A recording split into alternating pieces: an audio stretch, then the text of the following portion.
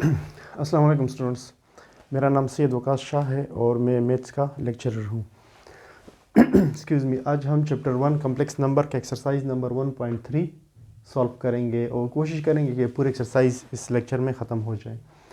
तो इसका जो पहला क्वेश्चन है वो है solve the following simultaneous linear equation.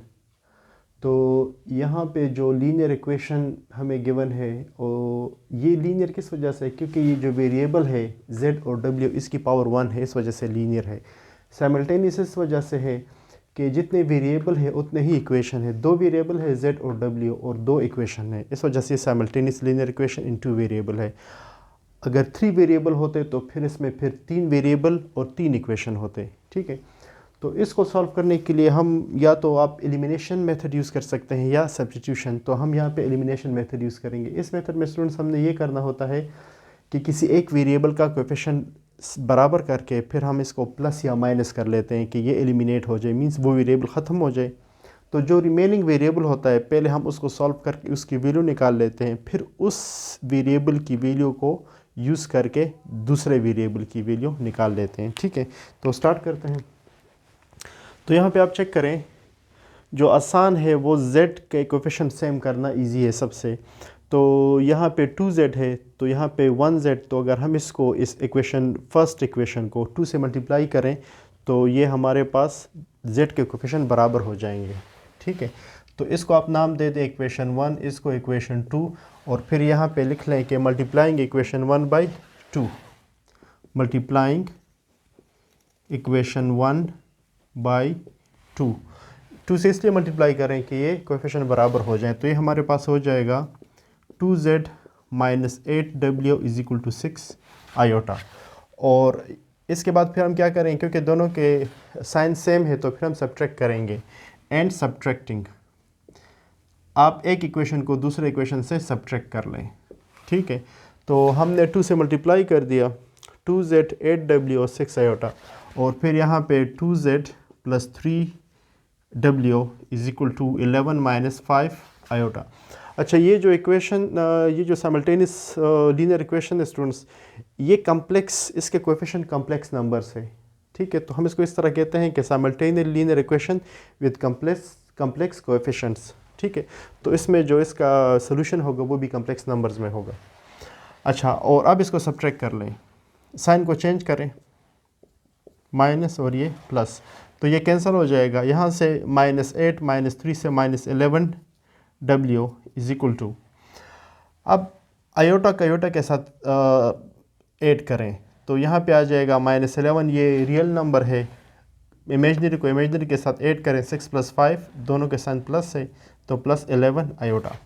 ठीक है, अच्छा, अब इस दोनों को -11 पे डिवाइड कर दें तो w is equal to -11 + 11 iota divided by -11। ठीक है, तो ये -11 दोनों के साथ कैंसिल हो जाएंगे, यहाँ पे आ जाएगा 1 और यहाँ पे आ जाएगा आयोटा, और माइनस है तो दोनों का साइन भी चेंज हो जाएंगे, ये प्लस हो जाएगा और ये माइनस हो जाएगा। तो w is equal to 1 minus iota. ठीक है, अब इसको यूज़ करके आप किसी एक इक्वेशन में आप दूसरे वेरिएबल की वैल्यू फाइंड कर सकते हैं। तो हम इसको 1 में पुट कर लेते हैं। इक्वेशन 1 में अगर हम इस पुट करें, equation 1 implies that z minus 4w is equal to 3 iota. अब यहाँ पे हमारे पास w की वैल्यू एक कम्प्लेक्स नंबर आ गई है, तो यहाँ पे w की जगह पे इसकी वैल्यू पुट करके हम z की वैल्यू फाइंड कर सकते हैं और ये इसका सोल्यूशन होगा। ठीक है, तो ये हमारे पास हो जाएगा z -4 times of 1 minus iota is equal to 3 iota. ठीक है, सिंप्लीफाई कर लें आप इसको, तो ये हमारे पास हो जाएगा इम्प्लाइज दैट z, ये -4 plus 4 iota, -4 plus 4 iota is equal to 3 iota. ठीक है, इसको आप उधर शिफ्ट करें तो ये हमारे पास हो जाएगा implies that z is equal to 3 iota, ये उधर जाके +4 हो जाएगा और ये इधर जाके -4 आयोटा हो जाएगा। ठीक है, तो z इज इक्वल टू 4 और 3 आयोटा -4 आयोटा से माइनस आयोटा, तो ये इसकी वैल्यू है। ठीक है,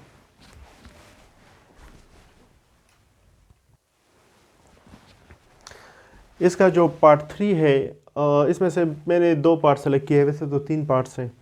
तो यहाँ पे हमारे पास जो इक्वेशन है, 2 लीनियर इक्वेशन है, साइमल्टेनियस लीनियर इक्वेशन, क्योंकि पावर 1 है वेरिएबल की z और w की, तो इस वजह से ये लीनियर इक्वेशन है। These are linear equation with complex coefficient. तो हम वही सेम तरीका यूज़ करेंगे इसके लिए, ठीक है। तो यहाँ पे आप चेक करें, इसको पहले इक्वेशन 1 इक्वेशन 2 का नाम दे देते हैं, और हमने किसी एक वेरिएबल के कोएफिशिएंट को बराबर करना है। तो सबसे जो आसान है वो ये है, यहाँ पे w के साथ कोएफिशिएंट 1 है, तो अगर हम इस w के कोएफिशिएंट को इस 2 प्लस आयोटा के साथ मल्टीप्लाई करें कि तो दोनों के कोएफिशिएंट सेम हो जाएंगे। तो जब ये सेम हो जाएंगे तो यहाँ पे साइन डिफरेंट है, तो हम इसको ऐड करेंगे, तो जिससे ये w ख़त्म हो जाएगा और z की वैल्यू हम फाइंड कर सकते हैं, ठीक है। तो हम यहाँ पे लिखेंगे कि multiplying equation 2 by 2 plus iota and adding with equation 1 and adding with equation 1, ठीक है। तो ऊपर वाले के साथ कुछ नहीं करना, इसी तरह लिख लें 3z plus 2 plus iota times w is equal to 11 minus iota. यहाँ पे आपने मल्टीप्लाई करना है, तो 2 प्लस आयोटा को सब के साथ, 2 प्लस आयोटा को इसके साथ, फिर इसके साथ और फिर इसके साथ मल्टीप्लाई करना है। तो ये 2 plus iota into 2 minus iota z minus 2 plus iota times w is equal to 2 plus iota times minus 1 plus iota, ठीक है। तो सिंपली हमने 2 प्लस आयोटा को तीनों टर्म्स के साथ मल्टीप्लाई कर दिया है। अब यहाँ पे चेक करें, ये और ये सेम है और हम इसको ऐड कर रहे हैं, तो ये पूरा टर्म इसके साथ कैंसिल हो जाएगा और हमारे पास पीछे रह जाएगा ये दोनों और फिर ये दोनों। अच्छा, यहाँ से हमारे पास आ जाएगा 3z और यह फार्मूला बन गया a plus B into A minus B. तो यहाँ पे आ जाएगा हमारे पास 2 square minus iota square time z, ठीक है, क्योंकि ये वही फार्मूला है a plus B into A minus B. यहाँ से हमारे पास आ जाएगा 11 माइनस आयोटा, इन दोनों को मल्टीप्लाई करें, 2 को दोनों के साथ मल्टीप्लाई करें, फिर आयोटा को, तो ये हो जाएगा हमारे पास -2 और फिर +2 आयोटा माइनस आयोटा, जब आयोटा मल्टीप्लाई होगा प्लस आयोटा स्क्वायर, ठीक है। अच्छा, अब यहाँ पे देखें इसको 3z और ये 2 स्क्वायर -1 इंटू माइनस, तो +1 हो जाएगा ये, ठीक है। तो ये हो जाएगा 4 + 1 z। यहाँ पे 11 - 2 से 9 आ जाएगा, ठीक है। और ये आ जाएगा हमारे पास, ये दोनों हो गए माइनस आयोटा, इन दोनों से हमारे पास आ जाएगा प्लस आयोटा, इससे हमारे पास आ जाएगा -1, ठीक है। आयोटा स्क्वायर -1 के बराबर हो गया, ये दोनों से 11 आ गया और इन दोनों से आयोटा, अब ये कैंसिल हो जाएगा, ठीक है। तो और यहाँ से हमारे पास, और ये प्लस का साइन मैं भूल गया, तो ये 3z + 5z हो जाएगा और यहाँ पे हमारे पास आ जाएगा 9 - 1 से हमारे पास आ जाएगा 8, ठीक है। और यहाँ पे हो जाएगा 8z = 8 implies that z = 1, जब आप इसको 8 पे डिवाइड करेंगे। अब इस 1 को यूज़ करके आप किसी एक इक्वेशन इनपुट करके आप बाकी वैल्यू फाइंड कर सकते हैं, ठीक है। तो हम इसको, ये आसान लग रहा है, हम इसको इक्वेशन 2 में पुट कर लेंगे। ये z की वैल्यू आ गई, तो इक्वेशन 2 इम्प्लाइज दैट, इक्वेशन 2 में हम जो है ना z की वैल्यू 1 पुट कर रहे हैं, तो यह आ जाएगा 2 minus iota into 1 minus w is equal to -1 plus iota, ठीक है। इनको सिंप्लीफाई करें तो ये, बल्कि ये 2 माइनस आयोटा है, 1 से मल्टीप्लाई होके भी, इसको आप उधर शिफ्ट कर दें, तो -w is equal to -1 plus iota -2 plus iota, ठीक है। तो इससे आ जाएगा हमारे पास -w is equal to -3 + 2 iota, उधर शिफ्ट करें तो ये सब के साइन चेंज हो जाएंगे, तो ये हो जाएगा 3 - 2 आयोटा, ठीक है। तो ये हमारे पास w की वैल्यू और ये z की वैल्यू, और ये ऐसी वैल्यू है स्टूडेंट्स कि अगर आप z इज इक्वल टू 1 और w is equal to 3 - 2 iota को इसमें पुट करेंगे तो आपके पास ये वैल्यू आएगी, इसमें पुट करेंगे तो ये वैल्यू आएगी। ठीक है,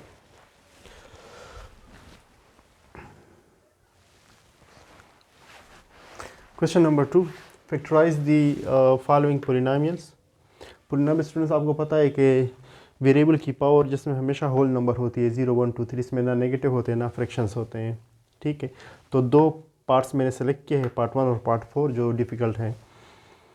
तो इसको सॉल्व करने के लिए हम फैक्टर थ्योरम यूज़ करेंगे, और फैक्टर थ्योरम की डिफिनीशन ये है कि अगर हमारे पास एक पोलिनोमियल है पी ऑफ जेड, या इसको आप पी ऑफ एक्स ले लें क्योंकि हम एक्स के साथ ज़्यादा यूज टू हैं, तो अगर हमारे पास एक पोलिनोमियल है पी ऑफ एक्स,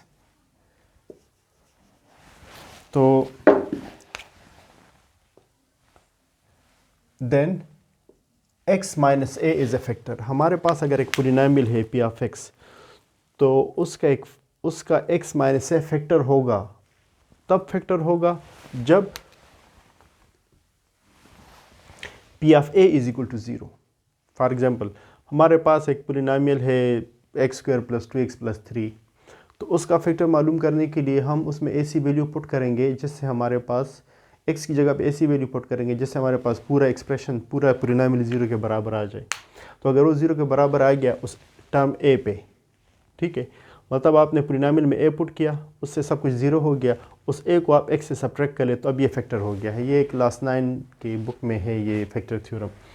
उसी फैक्टर थ्योरम को यहाँ पे हम यूज़ करेंगे। हमने z की जगह पे ऐसी वैल्यू, ऐसा नंबर पुट करना है जिससे सब कुछ 0 हो जाए। तो अब यहाँ पे चेक करें, अगर हम यहाँ पे 2 पुट करें तो ये 8 और ये 12 हो जाएगा, तो ये नहीं हो रहा। अगर -2 पुट करें, -2 पुट करने से ये -8, ये -12, तो ये से 0 हो जाएगा। ठीक है, तो हम यहाँ पे क्या पुट करते हैं, z is equal to -2, putting z is equal to -2, तो ये हमारे पास हो जाएगा p of -2 is equal to -2³ + 6 into -2 + 20, तो -8 -12 + 20 से हमारे पास आ जाएगा 0, तो p of -2 is equal to 0।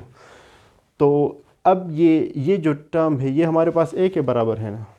ठीक है, तो यहाँ पे x की जगह पे z है, तो z minus this term is a factor, hence z minus a की जगह पे क्या है -2 is equal to z + 2 is a factor of p of z।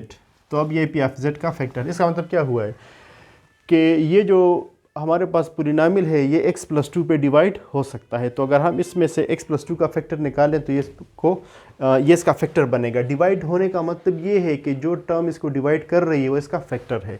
तो हम इसको लिख सकते हैं, इम्प्लाइज दैट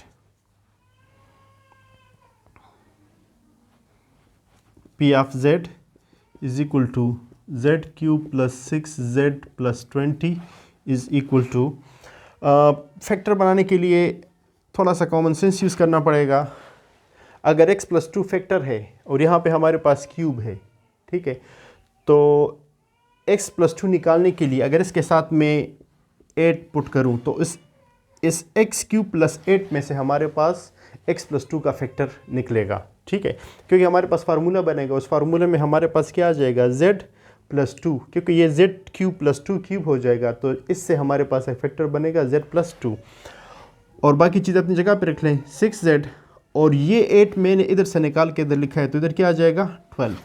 ठीक है, अब इसकी जगह पे आप लिख सकते हैं z³ + 2³ + 6z + 12।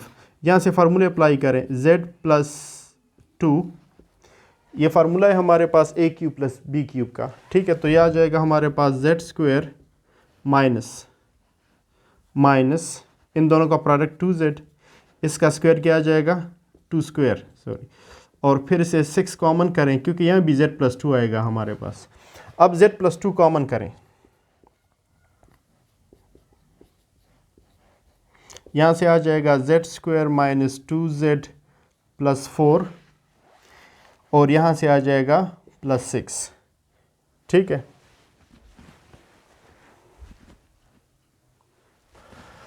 अच्छा, अब ये तो हमारे पास, क्योंकि क्वेश्चन ये है कि हमने इसको लीनियर फैक्टर में कन्वर्ट करना। अभी ये लीनियर है और ये क्वाड्रेटिक फैक्टर है, ठीक है। तो इसको हमने फिर इसको आगे सॉल्व करना है, z² - 2z + 10, ठीक है।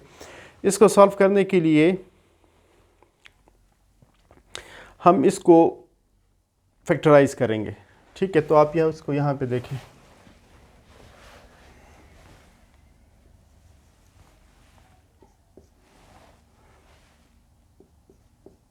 P of z = z + 2।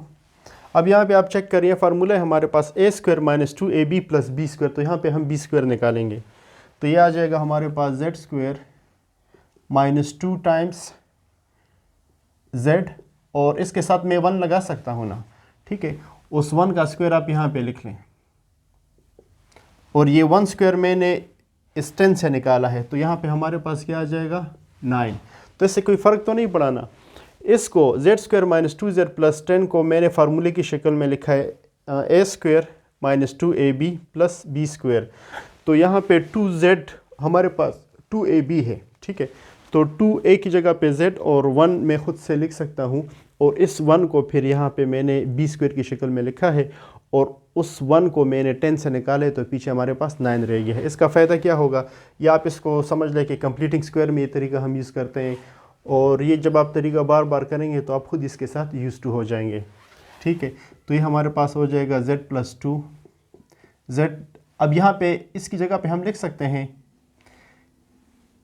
ये किसका फार्मूला हो जाएगा, z - 1², और इसकी जगह पे हम लिख सकते हैं कि माइनस, क्योंकि हमें फार्मूले में माइनस चाहिए, a² - b² के लिए हमें माइनस चाहिए, तो हम इसकी जगह पे लिख सकते हैं -3 i², ठीक है।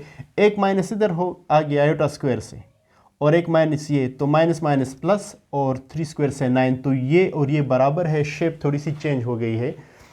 ये हमने क्यों किया, क्योंकि हमें यहाँ पे फार्मूला मिल गया है a² - b² का, ठीक है। तो अब इसको, और ये हम क्यों कर रहे हैं, क्योंकि हमें इसको लीनियर फैक्टराइजेशन में कन्वर्ट करना है। हमें इसके लीनियर फैक्टर चाहिए। लीनियर मीन्स कि यहाँ पे हमारे पास पावर 2 थी, हमें ऐसे फैक्टर चाहिए जिसमें पावर 1 हो, उसे हम लीनियर फैक्टर कहते हैं। तो ये हो जाएगा z + 2, और ये a² - b² का फार्मूला है, तो z - 1 + 3 i, और z - 1 - 3 i, ठीक है। थोड़ा सा अरेंज करना चाहते हैं, अरेंज कर लें, z + 2 z + 3 i - 1 z - 3 i - 1। तो ये इसके 3 लीनियर फैक्टर बन गए हैं। तो काफ़ी इंटरेस्टिंग सा तरीका है। अगर आप इस क्वेश्चन को 1-2 दफ़ा प्रैक्टिस करेंगे तो आपको ये खुद ही समझ आ जाएगी, और आप यूज़ टू हो जाएंगे इसके साथ, ठीक है। इसका जो नेक्स्ट पार्ट है, पार्ट 4, उसको आप देखें।